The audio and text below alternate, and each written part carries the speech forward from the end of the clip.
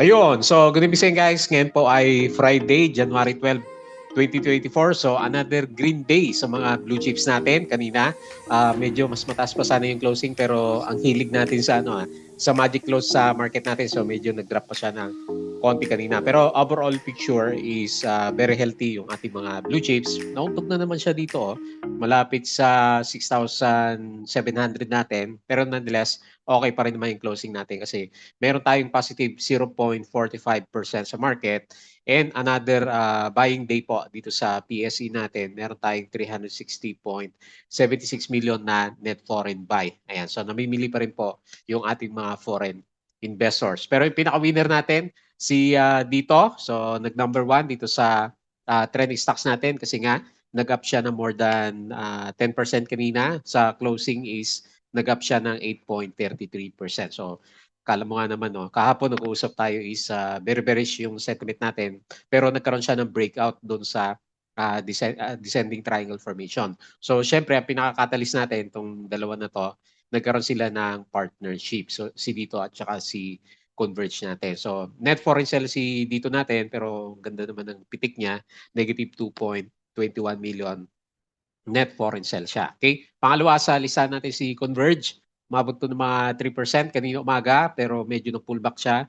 Nag-gain pa rin naman siya 1.74%. 9 pesos na pala to si Converge siya.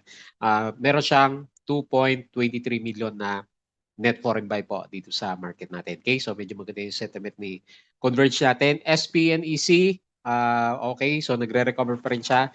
Meron siyang 2.22 million net foreign buy po sa market. 1.57% yung gain niya for today. Okay din siya. Tapos si SUP natin, nag-bounce ng 0.68%. Mainit na pinag-uusapan ni NGCP, SUP natin. So yun nga, under investigation dun sa mga blackouts daw. Okay? Pero sabi ni, sino ba nagsabi na government saka NGCP yung merong sala doon. So anyway, meron siyang negative 548K na net foreign sell po sa market. PLC, 0% naman to. Ano kayang news dito? Wala naman tayo makita. Ayan kasama siya dito. Nasa 0% yung gain niya for today o siguro dahil nasa peak yung ating price action. And then Jollibee, so bidang saya yung mga blue chips holders natin na Jollibee. Congratulations. Finally, nag-breakout siya dun sa matagal na resistance level natin. So nag-up siya ng 2.0%.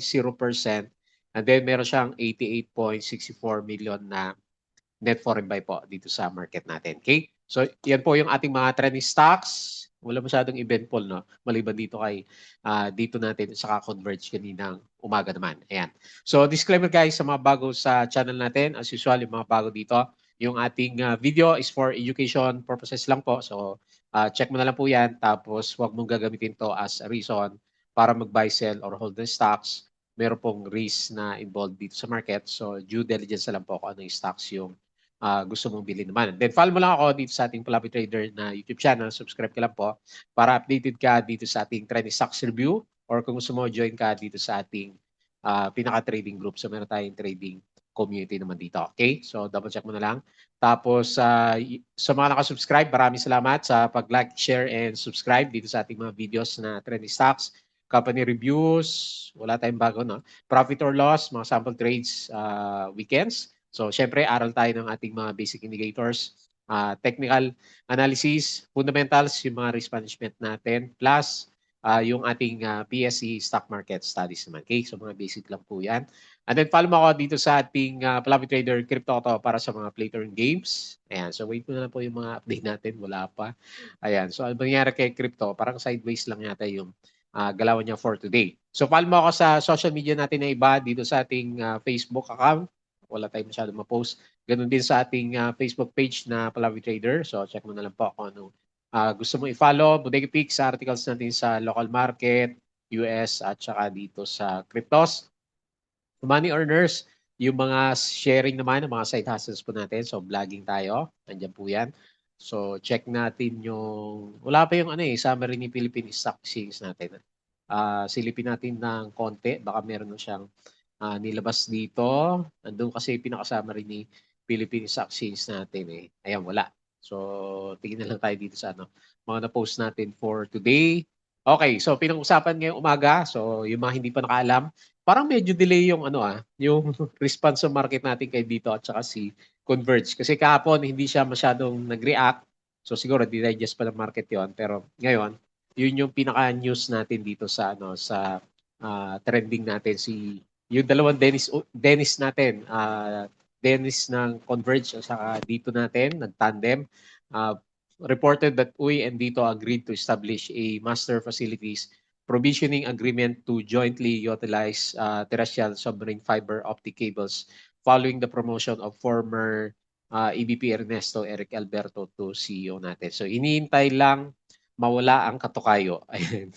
Ganun ba? Dennis Antonio Ois Converge eyeing dito as launchpad to enter mobile market, compete with the Smart and Globe. Ayan. So papasok pala to si Converge natin. Pero si dito yung yung pumitik yung galawan. Okay? So foreign funds sold, DPI Security Bank, ASN, SGP, CNPF, DNL, EMI, Max, AAB, AGI, GGS, Ali, CRIT, Globe, APL at saka si dito naman natin.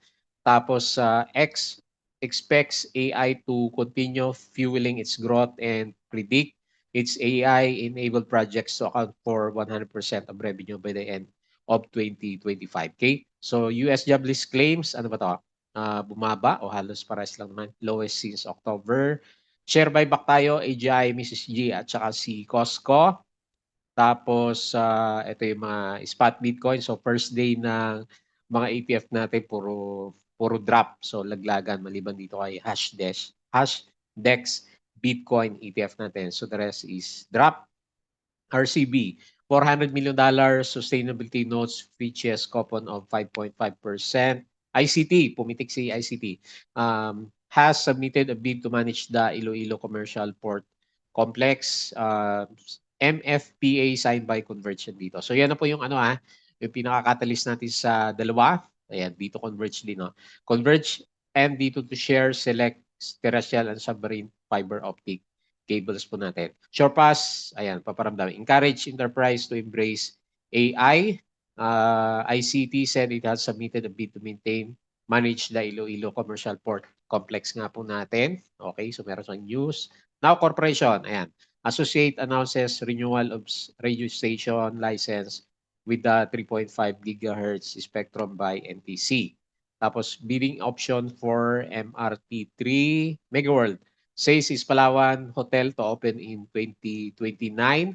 Pinma Corporation subsidiary signs manufacturing and sell agreement to operate cement manufacturing plant of Petra Cement. MEG to build second Palawan Hotel. So, ilang araw na to. Babasa natin. Nickel. Ashok Ice net zero target by 2050. Ayala aspires to double its business in 5 years. Megawide, may news tayo. Construction industry arbitration body orders Araneta Group to pay Edgar Saavedra 180 million. Ang dami over a previous contractual dispute. Ayan, so may dispute sila last time. Okay, so si dito, andito po yung mga disclosures, pwede nyo basahin. Nickel Asia has become the first mining company PH to submit emission reduction targets. Dito Converge ulit. SEC, pumitik din to, di ba? Is targeting to ship at least 15, ano ba yan? Metric tons year with focus on domestic market, globe to keep costs tame. After second Panay blackout, so ito yung issue ni SGP natin. Ayala Land expects capex quite aggressive this year. Converge dito ulit. Ayan, so ang dami nyo si Converge at saka si dito. Bitcoin ETFs will start trading later. Tapos yung galawan sa market. Ano ba sa US kahapon? Winner si US kahapon. So nag-up si Nasdaq na 0.53. S&P negative 0.07. And then si Dow Jones is positive 0.04%. Okay? So sideways o berde yung galawan dito sa US market naman natin. Okay? So yun po yung mga news for today. As usual guys, yung ating Patreon, always open po sa mga sumali sa trading group. Paki-double check na lang po yung mga requirements dito sa Patreon natin. So kung gusto mo ng guide sa trading investing sa Philippine market, sali ka lang po dito sa trading community naman natin. Okay? So refresh natin to. Ayan. So maganda yung galaw natin since opening ng market, berde ulit tayo. Tapos second half, mataas pa sana siya pero pagdating ng closing, ang hilig ng magic close. So siguro may mga nagpa-profit taking sa end of the day. Medyo na pullback tayo. Pero malakas pa rin kasi ang closing natin is 0.45%. Meron tayong traded value na 4.8 billion peso. So okay yan. 49% foreign participation, 51% local. Karamihan ng mga blue chips is verde. So pero marami ding mapula pala dito sa mga losers na blue chips. Si Monde minus 2.55, BPI na pullback minus 1.65%. Sa winner ICT 3%, San Miguel Corporation 2.54, Metrobank 2.5, Jollibee 2% at saka si Converge 1.74% naman. Okay? So okay yung market natin. Meron pa rin tayong net foreign buy. 360 million po na net foreign buy dito sa market. So matotal yan, halos 2 billion na yata yung nabibilang ko na pumasok for the month of January dito sa market natin. Yan. So good foundation para sa market natin para hindi siya mag-collapse naman. Kasi ongoing pa rin naman yung uptrend ng ating market. Okay? So ito po yung mga winners for today. NRCP 8.57. Dito umabot to ng alam ko, pinaka-peak na ito, 12% kanina. Nagulat din ako. Pero ang bilis. Ang bilis ng galaw niya. So, 8.33% up today. BSC, nag-bounce yung ibang small caps natin. BSC, 4.84. Pangatlong araw na yata itong gain si BSC. ANI, 4.29. Si Home, nag-bounce 4.27. ACBC, 4.23. PNX, 3.59. Si Philrich sumataw din 3.34, ABS 3.41, CTEC nabuhay 2.81 and PHR is 2.35%. So dito naman sa mga losers natin, siba na lugi for today, Apollo minus 6%, si Bicor minus 5%, Mark, another red day kay Mark 5%, si Plus nag-profit taking na 4.78% drop, TechW minus 3%, Alter minus 2.6, Double Dragon na pullback 3.09, and si MRC minus 2.13%. Okay? So yun po yung galawan ng ating mga stocks. Tingin tayo dito sa PSE market. So on the way pa rin naman si PSE market natin dito sa 6,700. Actually nauuntog tayo ng 1, 2, 3. So pangatlong araw na o 4 days na nauntog na tayo dito sa sa current level po ng market natin. So mukhang nahirapan tayo dito sa 6-7 na. Pero anyway, eventually siguro mabi-breakout din yan kasi net foreign buying pa rin naman yung di ba? Yung nakita po natin na galawan dito sa market natin. So hopeful tayo na by the end of January, hopefully mabasag natin yung 6-7. So kapag nabasa kasi yan, magbubulish yung market natin kasi malapit na ulit tayo dito sa 7,000 level naman. So good yan para sa mga stocks natin during this time kasi nasa uptrend pa rin yung market natin. So diretso na nagre-recover po yung ating market naman. Okay, so very good. Tapos tingin tayo sa global markets, parang sideways lang dito sa sa US market natin. Okay, Nasdaq futures pa-drop. Negative 0.24%, Dow futures minus 0.03. Tapos si S&P is minus 0.07. So kahapon medyo mixed dito sa sa US market natin. Parang iba yung nabasa ko na gain dito 0.04 lang pala si Dow Jones natin. So anyway, European markets malakas ayan So puro verde yung yung galawan po nila. So very good. Tapos dito sa bandang Asia, mix tayo. Pero parang marami yung mapula. Ang dami mapula ngayon dito sa Asian markets natin. Okay? So tingin tayo dito sa crypto. Refresh natin to para makita natin yung galawan nila. Bitcoin 46K, okay pa rin. Pero mapula lahat ng mapulang chart. So meron siyang konting pullback. Bitcoin 46K, Ethereum 2,600. BNB is nasa 310. Sino pa ba winners natin? Puro mapula din pala dito sa So pulahan din dito sa sa crypto. Merong iba si Litecoin 5% pero majority is pullback. TRX medyo up ng konti. Pero halos lahat is may konti pullback dito sa cryptos naman natin. Okay? So refresh natin to. Buyers and sellers and then tingin tayo dito sa mga stocks natin. So by the way, di ba na-mention ko last time, may partnership pala itong si 2Trade Asia Prime, 2Trade Asia kay Paymaya natin. So magkakaroon tayo ng mga campaigns for the coming few weeks, yung mga procedures, paano siya gawin, paano mag-invest through Maya. Ayan. So yung mga walang pang-open na account kasi, di ba may mga minimum requirements minsan yung mga brokers naman natin. Okay? So hopefully, dumami pa yung investor para magkaroon ng volume tong PSE market natin. Okay? So tingin tayo dito sa mga naggalawan for today. So nauna ito si dito. So yun na po yung pinaka-catalyst natin sa kanya. So yung nakita natin na galawan ng ating Converge saka dito is dahil doon sa catalyst na meron silang partnership. So ang taas pala ng ginalaw niya kanina umaga. So may gap up si dito natin. Umabot siya ng halos 14% pala yung gap up nito si dito natin. So very good. Pero ba't ganyan yung candle niya, no? Medyo nag-pull back. So nag-profit taking siguro yung iba. So catalyst yung pinaka natin gap up na yan is dahil sa catalyst po na yan. Okay? So 'di ba medyo bearish tayo kahapon sa kanya kasi nga pipitikin pala siya eh. Kasi nga nakakulong siya dito sa trading range pero ayan na umaga pa lang up na kaagad siya ng 8%. Hindi na tayo makareact dito no. Ang bilis ng galaw ni dito kanina umaga. So good. Kahit paano buhay yung galaw ni dito natin kasi hindi natin ma-appreciate yung kandila niya no. So anyway, verde naman yung port ng mga holders natin sa kanya. So okay, umokay tuloy yung RSI. So nag-bullish. And then ganoon din po yung ating MACD formation naman sa kanya. Okay? So based dito sa price action natin, yan. So nag-up siya ng 8.33%, minus 2.2 million at foreign sell. Call Star All ang buyer and then call FMS yung ating pinaka-main seller. So siguro kailangan ng maraming catalyst ni dito natin para pumitik yung ating pinaka-price action. So tingnan natin. Mali mo, may additional na good sentiment pa yung dalawang stocks natin for the coming few days. Siyempre may mga announcement siguro dahil meron silang partnership. Ayan, si Converge natin, meron din siyang gap up. Maliit lang naman yan, siguro mga 1%. So nag-gap up siya ng 1%, maabot siya ng more than 3% kanina.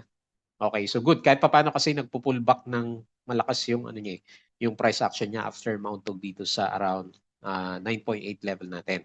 So on the way ulit para ma-break yung 9.8 and then siguro 10 pesos no pinaka-psychological resistance nitong si Converge natin. So meron tayong pattern sa kanya which is yung MA9 plus okay din naman yung ating mga indicators sa kanya. So nag-pullback pala siya after magkaroon ng overbought condition dito RSI 73. So ngayon nagre-resume siya ng kanyang galawan na yan. So medyo bullish naman kahit paano. Yung galaw niya kahit na nandito tayo sa pinakababang levels niya since nagkaroon siya ng peak sa layo niya last time, no? 30, 40 pesos. Tapos ang laki ng pullback. Nasa 9 pesos na lang tayo dito kay Converge naman. Okay? So, hopefully, maging fruitful yung kanilang partnership. So, 1.74% up si Converge. Meron siyang 2.22 million at foreign buy. CLSA call ang buyer and then SB Equities, FMS yung ating pinaka-main seller naman sa kanya. Okay? So, balik sa bullish si Converge. So siguro watch out natin yung pag nagkaroon ng breakdown ulit dito sa MA20, based sa history niya, doon siya nagkaroon ng malakas na pullback last time. Okay? So, SPNEC, nakalabas na ba? Parang nakasilip na siya dito sa descending triangle formation natin. Medyo medyo nakakulong pa siya ng konti. Pero very good naman kasi after mag-fill the gap, nagbabounce na yung galaw niya dito sa MA20. So another candle and then medyo maganda tignan na ulit yung chart nitong si SPNC natin kasi makakawala siya dito sa descending triangle formation natin. Okay? So konting tulak pa. Slightly below RSI 50 pero may recovery. Yung RSI plus yung blue line nag-recover ng konti sa ibabaw ng red line naman natin. Okay? So based sa price action natin, nag-up siya ng 1.57%. Meron tayo, si buyer natin is SB Equities Abacus. BPI call ang ating seller and then meron siyang 2.2 million net foreign buying din. Okay? So yun po yung galawan ni SPNEC. Tapos yung mainit na pinag-usapan si NGCP, SGP natin. So okay bumalik siya dito sa bumalik dito sa nag-above siya MA100. Ayan. So malaki lang yung niya, malaki yung trading range niya pero gumanda ulit yung babalik kaya sa bandang taas si SCP natin. So breakout pa rin naman siya dito. May breakout candles pa rin naman tayo. And then, so saan ba natin ilalagay? Pwede siguro dito sa 8 pesos, no? Kasi volatile naman yung galaw. Tapos bumalik kasi yung yung trend niya ba? Baka meron siyang recovery for the coming few days pa. So okay yung MACD, RSI, medyo healthy din yung volume nitong si SCP po natin. So kahit pinag-usapan siya, di ba? So maraming negative sa kanya pero nagre-rebound.